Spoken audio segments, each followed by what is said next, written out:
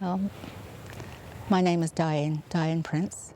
Ko taha toki whānau, no te tai tokerau, toki whānau, ki te taha o toki kani pāpā, e uri o no Ngāti Kahu, te Snowden whānau from Kahu, ki te taha o toki whaia tūpuna, Waimā, he uri o ngō Ngāti Torihina, no te kaipara.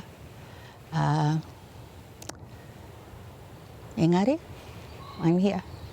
I was brought up in the state housing era, so I was brought up in Taita, which is the name of my Koe's marae, and in the state housing area. And there was a lot of silence, I think, about being Māori. I mean, you didn't really articulate it or anything like that, so you're sort of brought up in a casual way, knowing what you are, that you are different, but you don't quite, there's no words to explain it until outside things happen to you. So I didn't really think about anything, and my mum didn't really like to talk about too much, and even auntie, and that was just, you know, survival really. When I was about 9 or 10, I went to school, and I was on those round, you know, circle round, and a group of girls came up, the college girls. I didn't know who they were. And they sounded quite nice to me. And they were chanting that my mother was a black C-U-N-T. They said the word, they didn't. And I thought it sounded quite nice. So I went home and told my dad. Told him what the girls said. And he explained something to me that sort of stuck with me after that. Because we were different, that maybe that's why these things were happening. So I started thinking about things, but not doing anything about it because there's nothing to do. And then my father was attacked by the neighbour. And then the neighbours on the other side, one of them attacked my mother, pushed her down the stairs. I think that's what started getting me thinking about things without really doing anything about it because I didn't have a clue. Then we were all down the Royal Tiger, and these two men came into the hub, and they said something really, you know, oh, you're all just brown on the outside, white on the inside. That's what they said. And it was Tamiiti and Dunmihaka. And I thought, who do these guys think they are? And they were talking about this march. But, you know, we took it in, but that was about all. Then Tami had his tent embassy, and I went along.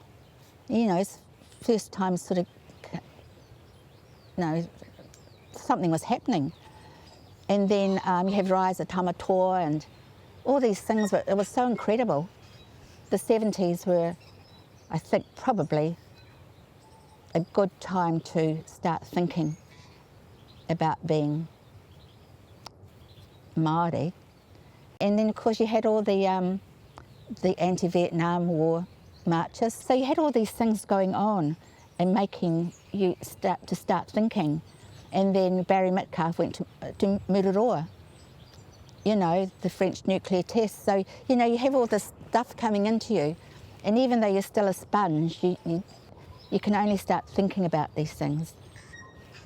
So I went to Auckland, and then after a year, so I went and enrolled at university, and the land march was going on. So a lot of us marched through Tāmaki Makaurau, Auckland, and saw Whina, this koe, on the stage. It was quite incredible. I'd never heard such, you know, the powerful rhetoric.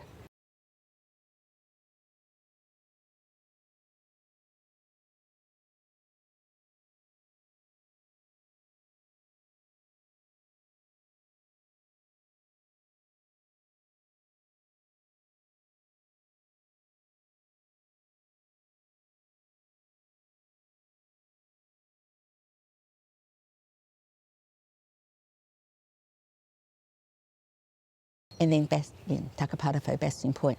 And I knew that my koe and my aunties used to go down.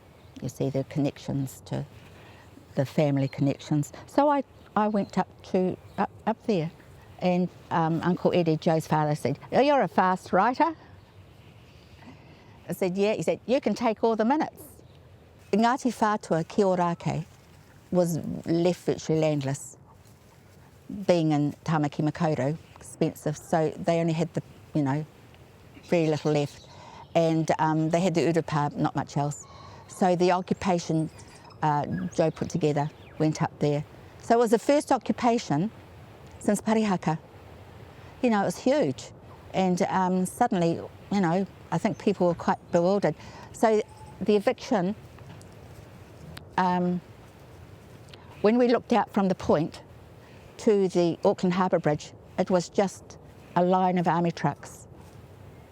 That's all I could see were army trucks, and then the camp was surrounded by the police, just completely surrounded by the police, and the helicopters and God knows what else. And Hannah Jackson's brother, Hemara, someone told her, they had guns and everything in the trucks. Whether they were going to use them or not, it's beside the point, the intention, you don't know what was going to happen. So, it was the land rights issue. This was happening in Australia as well, and in America. All these things were happening, the land rights movements, because, how far on your knees do you go before you stand up? So you only need a few things like Takaparafo, Bastion Point, and others that were in Australia and America and elsewhere. So suddenly you've got all this indigeneity, tangata whenua standing up and going back, when we were colonised. And I think I said to you before, what's the difference between settlers or pioneers and invasion or colonisation? There's no difference when your people are completely dispossessed and stripped of everything. And that's what the land occupation, so it's not just about the land, it's suddenly you've got everything that's coming out, David Williams was the lawyer, and so we didn't have anything to do with the legal side of it. That was David Williams' speciality. But what we did was we went through all the files, the files of the record of every single transaction or whatever. And so a few of us, we just went through all the files and took out things and then wrote things down, and then David Williams would thing. And then we became sort of like Mackenzie friends, which is a thing.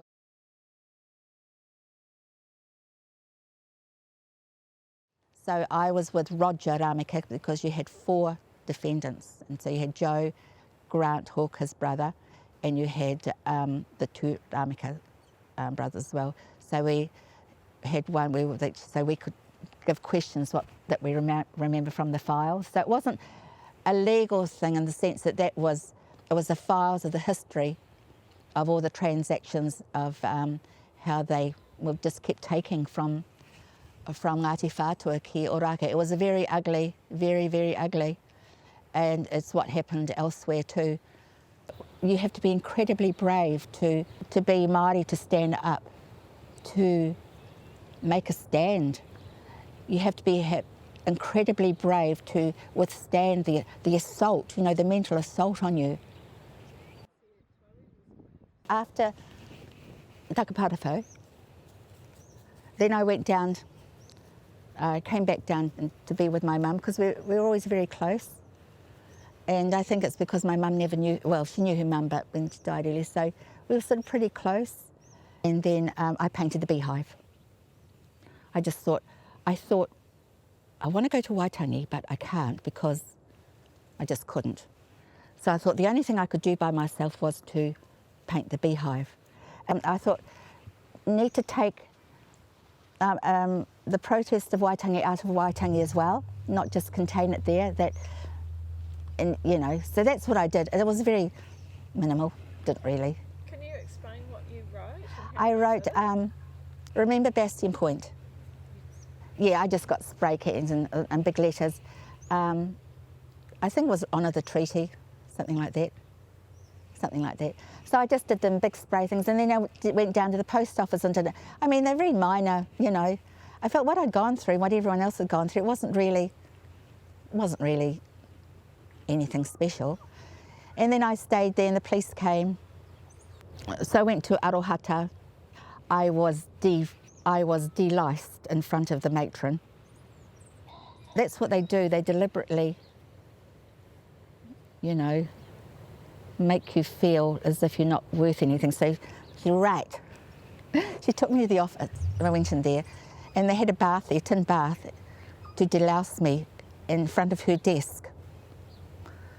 I said, okay, so I did it. I said I wasn't going to raise it. What was the point? I couldn't care less. I didn't feel as if she was lowering me. I felt she was lowering herself. Did this woman have mana? I don't think so.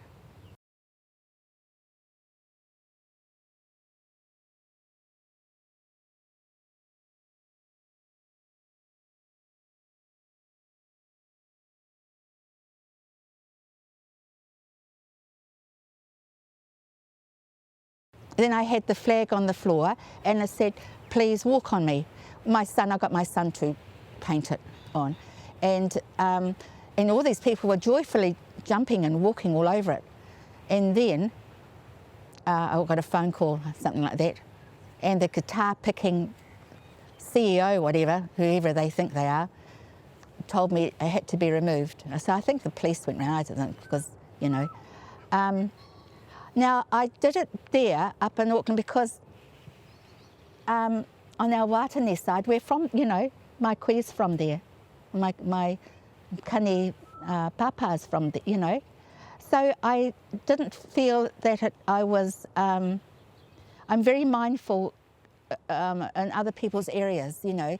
So I did it there, knowing that I'm Ngāti Whatua as well.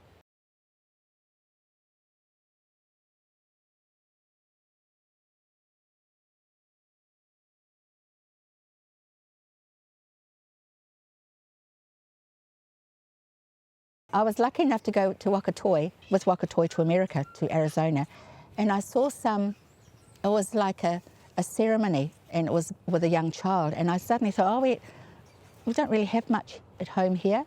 And then came back, and then I was with my friend Iwa from Pipitea Marae, and we were talking about it, and then, we should do something of our own, and just suddenly, we do the Chinese New Year, but we don't do our own. Now, we didn't invent it because it just went underground, you know. So we thought, let's do it at Pipitea. So a whole group of us got together. So we combined a lot of old rituals with a lot of what we could do today. And I think we created a template how we could celebrate our. So we gave it a name. We called it Whakanui Ya Matariki. Jim Rahi gave us the name. We put out posters. I use text. I'm not a writer. I'm not a poet or anything, but I do write it to show that I am serious. I'm serious what I say. When you talk about activism, as an artist, or I don't really call myself an artist because I'm not trained or anything. I'm sort of self-taught in lots of things. So I taught weaving at Te Wānanga Raukawa for about 20 years. Now that's activism, you know, because knowing our own history and our mātauranga, our knowledge systems is very powerful. And so to me, carving and weaving are extraordinarily important to preserve those that knowledge, because, you know, even like a keti whiri, that links us to our past. You know, there's so many layers of history contained in our art forms that you can't say that our art is just a pretty little device. It's not. There's so many Māori who I would call them activists, you know, in the communities. What would we do without them? What would we do without nannies like me, you know? And my moko have lots of nannies too, you know, teaching Kōhanga, Kura. That's activism. The fact that we still exist and is the form, that's activism. It's resistance and everything. And everyone said, oh, weaving, isn't that a pretty thing? No, it's not, you idiot. It is more than a pretty thing. It's our history and we're keeping it alive, you know, that sort of thing.